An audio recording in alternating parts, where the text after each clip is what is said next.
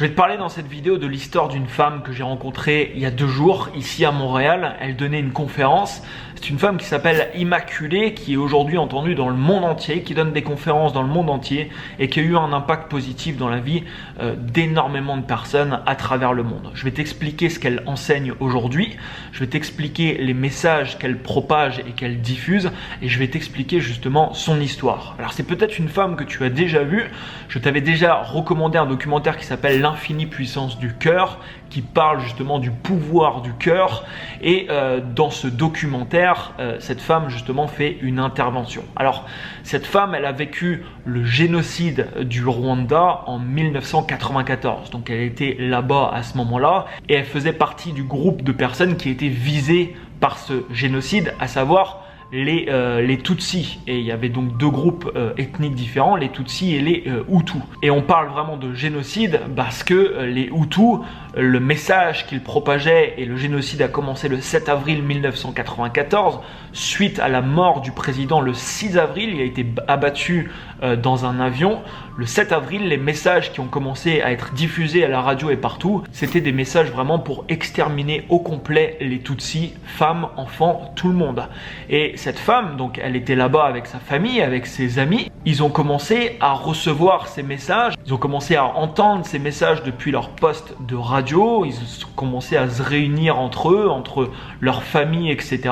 À se demander ce qui se passait et à se demander tout simplement s'ils allaient réussir à s'en sortir. Son père, à un moment de cette femme-là, lui a dit d'aller se cacher chez un pasteur qui habitait à côté de chez eux, qui faisait partie des Hutus, mais voilà, qui était quelqu'un qui jamais de la vie aurait pu faire de mal à quelqu'un d'autre et qui, au contraire, allait les aider. Donc cette femme, en fait, elle explique que quand elle est partie, au moment, il y avait plein d'amis à elle qui s'étaient regroupés, la famille, etc. Son père l'a envoyée là-bas, elle est partie, il y a une petite voix dans sa tête qui lui a dit « Prends vraiment une image des personnes que tu vois en face de toi, de ta famille, etc. parce que tu les reverras plus jamais. » Elle est partie chez le pasteur en question qui l'a cachée dans sa salle de bain, dans une salle de bain qu'il y avait dans la maison. C'était une grande maison. Il y avait plusieurs salles de bain, il me semble. Elle a été rejointe après par 5 ou 6 autres filles, donc dans un état forcément de bouleversement total. Il ne comprenait pas ce qui se passait. Elle était très jeune en plus à ce moment-là, mais par contre elle entendait des messages à la radio comme quoi il fallait aussi tuer les enfants. Donc elle comprenait qu'elle aussi, elle était visée par cette tragédie. Donc quand elle est rentrée dans la salle de bain en question, se cacher, elle explique qu'elle ne savait pas du tout combien de temps elle allait rester dedans, peut-être plusieurs heures, plusieurs jours. Et au final, elle est restée près de 90 jours dans un tout petit espace. Elle nous l'a montré vraiment. C'est vraiment un tout petit espace. Ils étaient 5 ou 6 à l'intérieur. Ils sont restés enfermés 90 jours à l'intérieur, le temps que la guerre se termine. Le génocide a duré près de 3 mois au Rwanda. Et l'ONU a estimé qu'il y a eu environ 800 000 Tutsis de morts pendant cette tragédie. Alors pendant 90 jours dans cette salle de bain, elle a vécu plein de choses. Elle est passée par tous les états émotionnels, des états de haine, voilà, de pas savoir qu'est-ce qui se passe, de pourquoi ces gens veulent la tuer, de pourquoi ces gens sont en train de tuer sa famille, des pensées noires, des pensées de vengeance. Alors on peut même pas s'imaginer nous à quel point c'était horrible et à quel point c'est un massacre qui a été enfin pour les gens qui l'ont vécu, quelque chose d'incroyable, quelque chose voilà, il y a vraiment pas de mots pour qualifier ça. Et dans cette salle de bain, en fait, à un moment, il y a un groupe de Hutus qui a approché de la maison parce qu'ils fouillaient au bout d'un moment toutes les maisons, toutes les églises, tous les endroits où des gens auraient tout simplement pu se cacher. À un moment, il y a un groupe de Hutus qui a encerclé la maison au cas où il y a des gens qui voulaient s'enfuir, qui sont rentrés dans la maison, qui ont commencé à fouiller la maison. À ce moment-là, il y a une petite voix dans sa tête qui lui a dit « Ok, ouvre la porte, c'est fini, tu vas mourir, tu peux ouvrir la porte. » Et voilà, essaye de... Alors son père était très croyant, elle a toujours vécu avec une certaine foi en elle. Et elle raconte comme ça qu'à ce moment-là, elle dit ok, bah ouvre la porte et puis essaye de ressentir de l'amour et de partir bien et de toute manière tu vas mourir. Et il y a une autre petite voix qui lui disait n'ouvre pas la porte, demande, n'ouvre pas la porte et demande de l'aide. Elle a décidé de suivre ça. Elle a décidé de demander intérieurement, il ne pouvait pas bien sûr parler, intérieurement de l'aide. et ils ont laissé la porte de la salle de bain fermée. Il y a une personne qui est rentrée dans la pièce. Ils ont fouillé tous les recoins dans la maison, le grenier, le sous-sol, etc. Il y a une personne qui a mis sa main sur la poignée de la salle de bain. Au moment où il a mis sa main sur la poignée, il a regardé le pasteur, le propriétaire de la maison, il lui a dit « Tu sais quoi ? On te fait confiance, t'es un des nôtres. » Il a lâché sa main et il est reparti.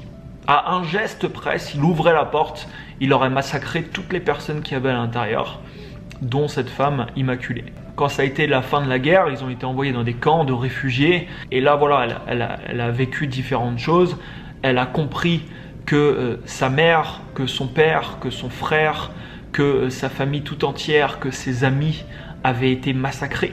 Elle a compris qu'elle avait perdu absolument tout le monde. Et à ce moment-là, même avant, on va dire qu'elle a eu une sorte de, comme elle explique un peu, d'illumination dans cette salle de bain. Elle a vécu des choses assez incroyables. Alors, elle parle beaucoup de Dieu dans sa conférence. Tu mets le mot que tu veux derrière, ça n'a pas d'importance.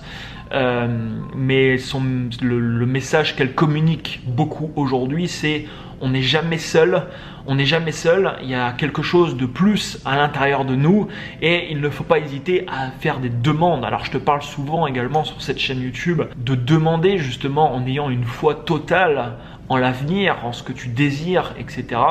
Elle en parle, elle, dans des mots voilà, un petit peu différents et elle parle de cette connexion à cette chose supérieure à nous tous, cette connexion qui peut te permettre de ressentir de bonnes émotions, de ressentir de l'amour, etc. Et tu vas peut-être me dire, mais comment ressentir des émotions comme ça quand toute ta famille s'est fait massacrer par d'autres personnes? Et en effet, c'est ce qu'elle partage justement dans son message. Parce que comme elle dit, même après, elle voulait se venger, etc. Et elle a eu une période assez délicate jusqu'à comprendre que la vengeance, c'était pas la solution. Elle a réussi vraiment à pardonner. Elle est même allée jusqu'en prison pour aller voir une des personnes qui a massacré sa famille. Et elle a pardonné à cette personne. Comme elle dit, en fait, quand elle est rentrée dans la prison, elle a vu dans les yeux de la personne que il a suivi le mouvement, il a suivi ce que tout le monde a fait, mais sans savoir au final ce qu'il faisait, sans savoir ce qu'il faisait. Alors pardonner, ça veut pas dire on va devenir amis, ça veut pas dire oublier non plus, absolument pas. Elle explique en fait aujourd'hui que le pardon c'est quelque chose de libérateur. Et ça a été justement libérateur pour elle. Toute sa vie après, elle a vécu différentes expériences assez incroyables de connexion justement avec cette chose qu'elle appelle Dieu. Tu l'appelles comme tu veux. Moi je mets souvent l'univers dessus quand je t'en parle dans mes vidéos. Elle a vécu plein d'expériences assez incroyables par rapport à ça. Et elle s'est connectée à ça pour éviter de basculer dans la haine, par exemple. Dans les années 2000, elle était aux États-Unis. Il y a un ami qui lui parle d'une conférence de quelqu'un qu'elle ne connaissait pas. Elle suit son ami, elle va voir la conférence et la personne qui donnait une conférence, c'était Wayne Dyer. Je ne sais pas si tu connais Wayne Dyer, c'est cette personne, l'auteur de ce livre qui a écrit Le pouvoir de l'intention, mais il a écrit bien d'autres livres que je te recommande d'ailleurs. Et Wayne Dyer, en fait, il y avait plein de gens qui faisaient la queue pour aller lui faire un hug, tu vois. Et donc, elle voyait ça, elle comprenait pas pourquoi tout le monde allait faire la queue pour aller parler à cette personne.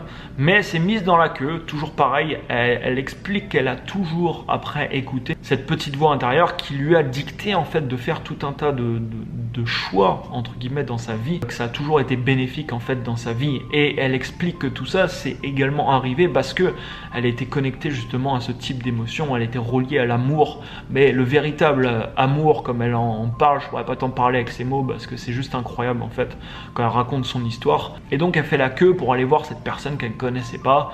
Et au moment où elle approche de lui, il lui fait un hug et il lui parle un peu. Elle commence à lui raconter un petit peu son histoire. Et Wayne d'ailleurs lui dit, il faut que tu écrives un livre.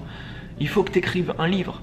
Et il lui dit, tu sais quoi, si tu écris un livre, je te publierai. Et en fait, elle avait déjà écrit un manuscrit de son histoire. C'était en 2006 et ça a été le déclenchement pour elle d'une nouvelle vie. Elle a donc publié son premier livre avec l'aide de Wayne Dyer qui lui ont apporté le soutien nécessaire pour la publication.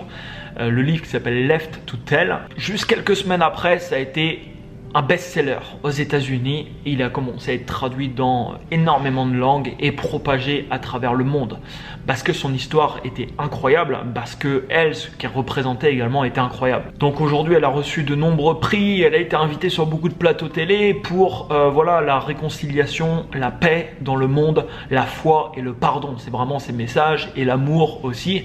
Et je voulais vraiment te partager cette histoire parce que quand on regarde aujourd'hui ce qui se passe, quand on regarde avec quoi certaines personnes se construisent aujourd'hui et grandissent avec par exemple de la télé-réalité qu'ils vont regarder tous les jours, où il y a des gens qui vont se battre, piquer des crises, etc.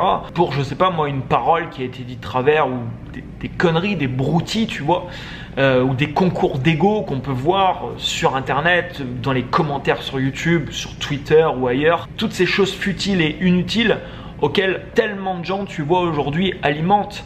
Et quand on voit des histoires comme ça permet de remettre un petit peu les choses en perspective, et ça permet également voilà, de se rendre compte que les petits trucs qui nous arrivent dans notre quotidien, c'est pas très très grave, tu vois, par rapport à ce que des personnes comme ça ont pu vivre dans leur vie, qui sont au-delà de tout ce qu'on peut, tu vois, imaginer. C'est pas très très grave, tu vois. Et ces messages à elles devraient être diffusés, tu vois, dans les écoles par exemple, en disant tout simplement aux enfants, aux jeunes, que voilà, si tu ressens des émotions comme de l'amour et que tu en propages autour de toi au maximum, et que tu te coupes de la haine, tu te coupes des conflits au maximum, tu te coupes des émotions négatives que tu pourrais ressentir toi-même ou faire ressentir aux autres avec des actions ou avec des paroles, c'est ta vie tout entière à toi qui va changer. Et c'est dans ces états également que tu peux te laisser, entre guillemets, guider. Moi, je t'ai déjà parlé également beaucoup que voilà, je suis énormément mon intuition, cette petite voix aussi qui me dicte de faire tout un tas de choses, là qui me dictait récemment de faire un tournant dans mon activité, d'arrêter ce que je faisais pour me diriger vers autre chose. Mais je ne pense pas que je pourrais être ouvert à ça si toute la journée, par exemple, je propageais, je sais pas moi, des messages de haine dans mes vidéos, où j'avais un comportement, une attitude, tu vois, un petit peu déplorable, une attitude qui fait ressentir des mauvaises émotions à d'autres personnes. Où l'amour réside, la haine disparaît. Où l'amour réside, la haine disparaît. Et malheureusement, aujourd'hui, dans ce monde, il y a tellement de gens qui ne se rendent pas compte que la vie de merde qu'ils ont, c'est eux qui se la créent. C'est eux qui se la créent par rapport au comportement et à l'attitude qu'ils ont. Et pour ça, on le voit tous les jours sous nos yeux. Imagine que tout le monde vivrait... Alors voilà, j'ai pas trop pu rentrer dans tous les détails de ce qu'elle partage, hein, ça a duré trop longtemps la vidéo, mais imagine que tout le monde vivrait en cohérence avec les enseignements, par exemple, d'une personne comme ça. Il n'y aurait pas de conflit dans le monde, ça serait juste magique, ça serait magnifique, il y aurait plein de belles choses. Bon, il y a plein de belles choses qui se passent. C'était le message également qui diffusait dans la conférence, c'est que ce qu'on peut voir à la télé, etc., bah, si on regarde que ça, c'est une minorité de personnes dans le monde, et on nous montre ce que cette minorité de personnes dans le monde fait de mal. Et forcément, il y a beaucoup de personnes qui pensent que c'est le monde en général qui est comme ça. Mais c'est faux, c'est faux. Il se passe plus de belles choses dans le monde que de mauvaises choses. C'est sûr, c'est juste que les belles choses, c'est beaucoup moins partagé. Parce que c'est beaucoup moins vendeur, c'est beaucoup moins cliqueur, c'est beaucoup moins... Les gens ont beaucoup moins envie de voir ça. Ça fait moins cliquer les gens, ça fait moins acheter de papier. Donc c'est plus les conflits, les messages de haine, etc. qu'on nous montre sous les yeux, malheureusement. Un de ces messages principaux, vraiment, c'est « Connecte-toi à l'amour qui réside en toi ». Qui est en toi, qui est en moi, qui est en chacun de nous. Dis-toi également que t'es pas seul, tu vois. Tu n'es pas seul. Tu es toujours relié à quelque chose de plus grand que toi. Et cette chose qui est plus grande que toi, elle peut t'aider dans toutes les étapes de ta vie. Elle peut t'aider dans toutes les étapes de ta vie. Il faut être ouvert à ça. Il faut être un petit peu forcément ouvert d'esprit. Après, moi, cette vidéo, je la tourne. T'y crois pas, c'est ton choix. Je veux dire, ça n'a pas d'impact personnellement dans ma vie. Mais c'est important, je pense, d'être ouvert d'esprit sur des choses. C'est important de comprendre également qu'il y a des choses qui nous dépassent totalement dans ce monde. Et c'est important Moi, c'est ce que j'ai fait personnellement. J'ai fait beaucoup de lectures. Si tu lis par exemple des livres comme Le pouvoir de l'intention de Wayne Dyer, il en parle également beaucoup dans ses ouvrages.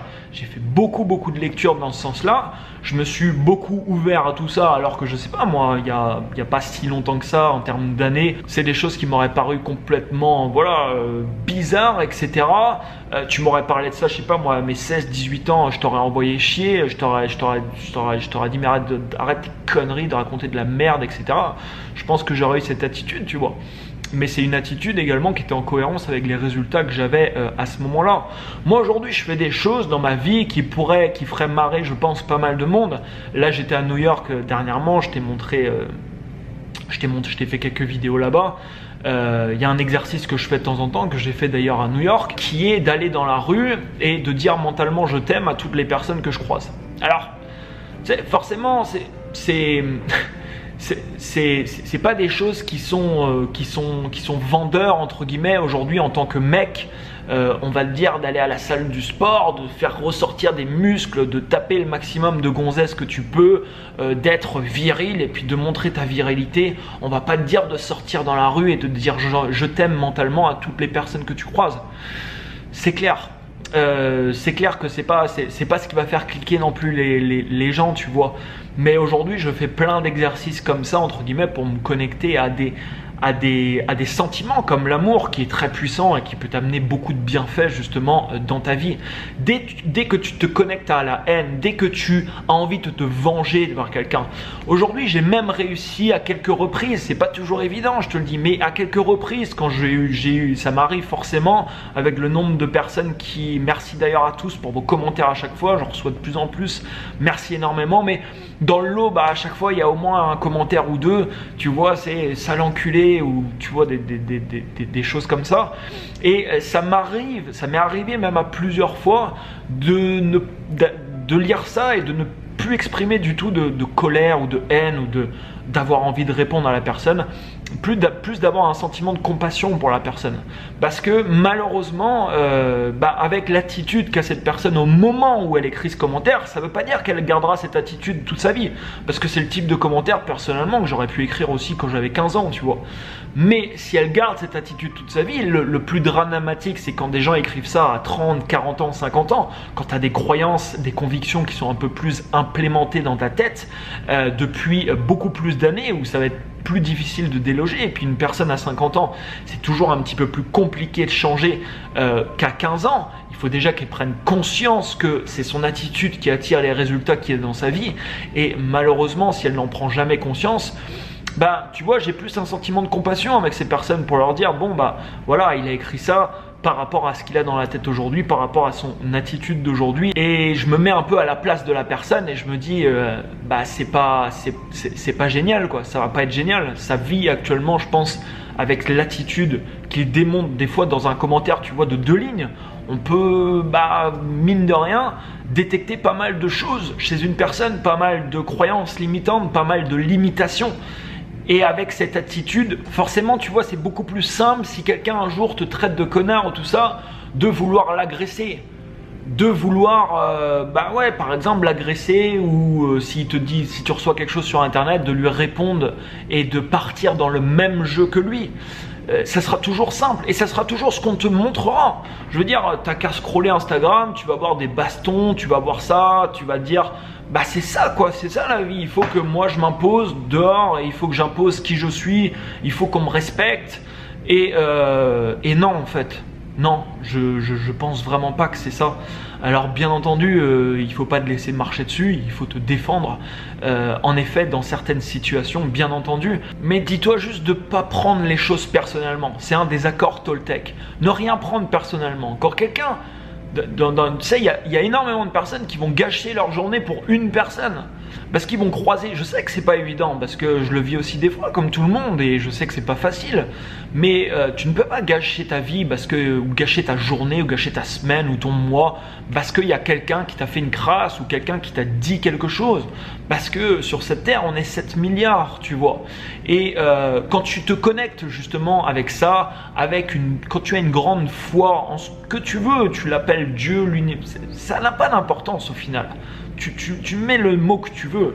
tu connectes à cette foi, tu vois, tu te connectes à des sentiments d'amour, tu pratiques, moi je pratique beaucoup, tu vois, la méditation qui me permet également quand je médite de me déconnecter de tout le reste, de faire le vide, tu vois, avec moi-même. Et quand je suis en train de méditer, je me connecte, tu vois, à des bonnes émotions, je me connecte justement à tous ces sentiments-là, je suis pas dans la haine, tu vois, quand je suis en train de méditer.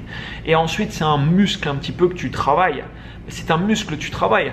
Les réflexes, moi, que j'avais avant, à mes 15 ans, 16 ans, il y avait, je sais pas, moi, on était avec des potes, il y avait quelqu'un qui venait, qui nous disait un petit mot de travers, et j'avais envie de le défoncer, tu vois. C'était les réflexes que j'avais avant. Aujourd'hui, j'ai des réflexes qui sont complètement différents. Mais aujourd'hui, ce genre de situation, je vais te dire, ça m'arrive quasiment jamais, pour être honnête avec toi. Quasiment jamais. Et pour avoir voyagé pratiquement 2 ans dans différents pays, tout seul, en changeant de pays tous les mois, il m'est jamais quasiment rien arrivé. Parce que l'attitude que tu as dans ton quotidien, je pense que c'est cette attitude-là aussi qui va amener à toi différentes situations. Alors bien sûr, il y a des exceptions, tu vois. Ce qui s'est passé au Rwanda, c'est pas les gens qui ont amené ça. Il y a des exceptions. Là, on parle d'un cas particulier dans un pays avec une crise, etc.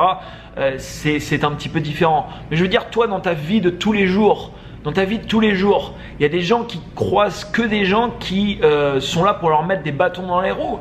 Il y a des personnes qui ont tout un tas de problèmes, tu vois. S'ils partent voyager, ils vont avoir plein de problèmes.